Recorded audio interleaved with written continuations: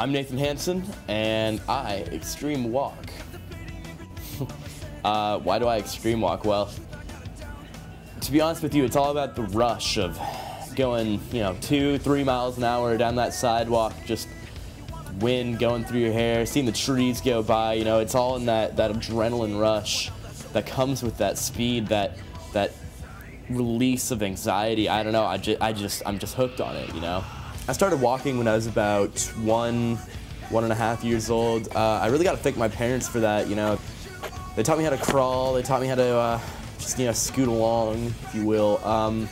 They just kind of propped me up and, pushed me out into the world of walking, and I really got to thank them for that. That's what really turned me on to the sport. I remember taking my first couple of steps and thinking, hey, this is a sufficient mode of transportation, and I've just been kind of doing it ever since. Tricks are a huge aspect of walking on a professional level. A lot of people don't realize that, but it's definitely there, and it's definitely a big deal. Tricks start from, the basics, like the left to right, the right to left, too. There are intermediate tricks, starting with, say, like the down the curb, or the down the curb 180, down the curb 360. And then you get into the harder tricks, like stairs, or even the elevator.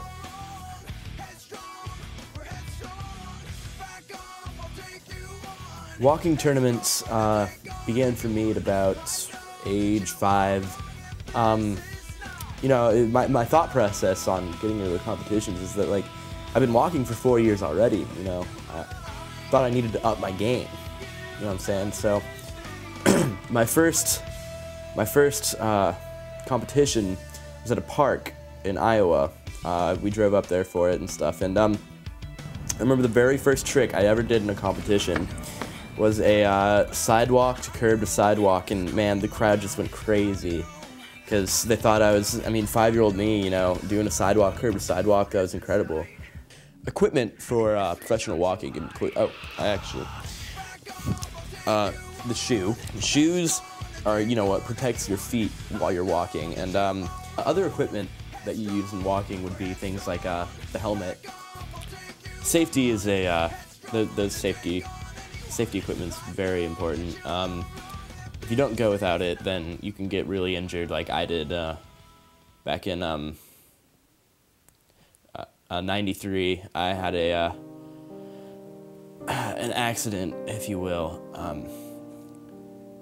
I'm sorry. It's still kind of hard to talk about.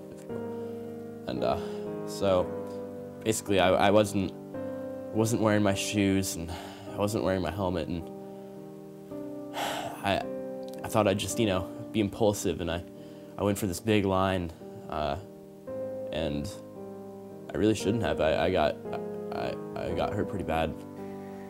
I'm one of Nathan's biggest fans. I go to all of his tournaments. He's really one of the most revolutionary walkers out there. But I was there that day in '93. That tragic accident happened. It was horrible. I remember it so well. It was really a shock to all of us, He was flying down that ramp at least 4 miles an hour. We were all stunned at how reckless he was being. Not even the best of the best walkers could take a ramp that fast. And he started barreling out of control, and I remember seeing the look on his face as he spun, and there was nothing any of us could do. All we could do was sit there and watch. When he finally did hit those bushes, we all thought the worst, maybe death, He might have been dead. And that memory still haunts me to this day. It's the thought that my idol, my hero, my walking hero, the person who got me into walking could have been dead. And I'm never really gonna get over that, It's just, that day really changed me, and I can't even imagine how much that day changed him. Walking has taught me a lot in my life, and one of the main points that it's taught me is that life is short.